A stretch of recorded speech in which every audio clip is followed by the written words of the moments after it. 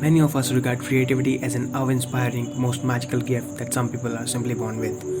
But just as creativity can be expressed in many different ways, it can also be learned and reshaped like any other skill. In the modern world, there is no space for monotonous or boring things. A clever and innovative mind opens door to success. And here are 5 original ways you can begin training your mind to be more creative and innovative. So before getting started, please subscribe to our channel to get daily such videos. Number 1. Cultivate a hunger for information. A lifelong hunger for information will feed your creativity. A thoughtful and intelligent mind demands a constant flow of knowledge. By continually learning and growing, you feed your mind with ideas and expand your thinking. Seek to be broad-minded and open to new concepts and approaches. This includes being willing to try different new ideas, not just dismissing something you disagree with out of your hands. Communication isn't a one-way street. It means being willing to question everything, to keep yourself motivated and curious about the world around you. Work to develop both vertical knowledge, which is deep dive into the particular topic, and horizontal knowledge, which means having a solid amount of understanding in wide variety of fields.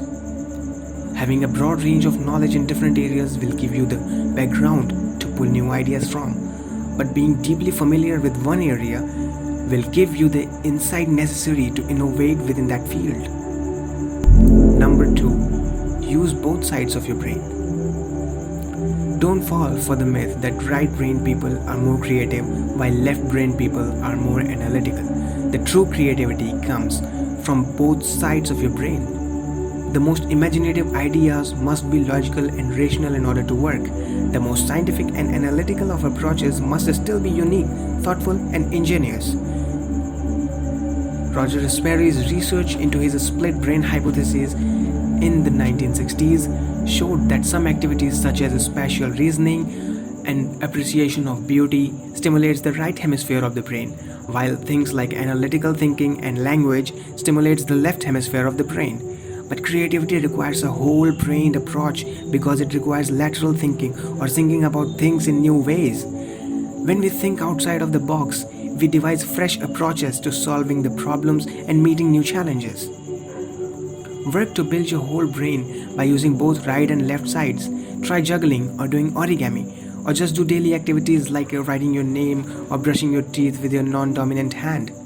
Start looking at things differently, literally, by wearing your watch upside down, using your phone upside down, trying writing backward. It worked for Leonardo da Vinci, who wrote his notes in the mirror writing.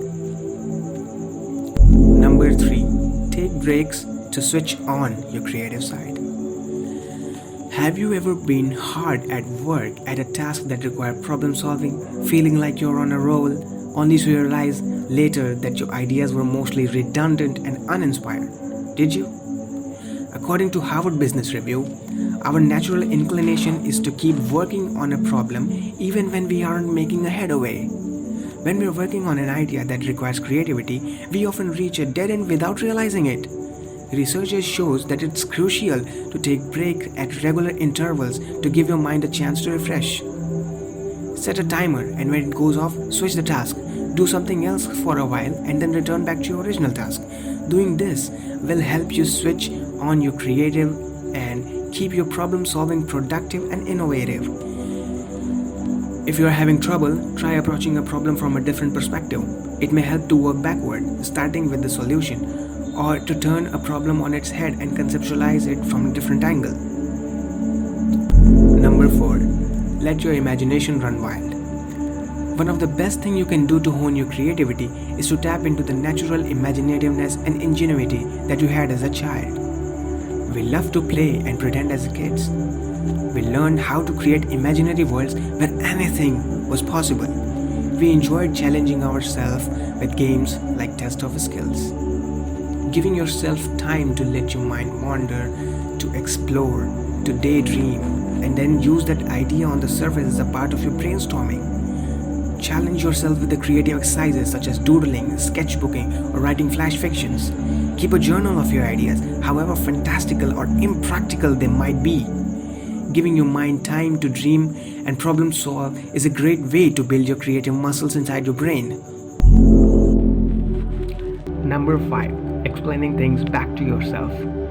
Being creative also requires that you understand the information you have been given. It is one thing to read a book or study a subject, but it's another thing entirely to be able to explain that topic to someone else or yourself.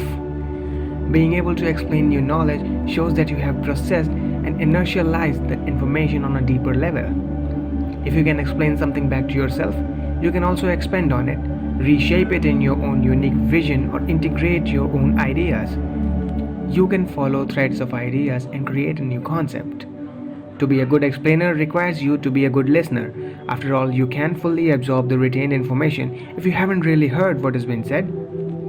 Get in the habit of explaining things back to yourself to further solidify knowledge.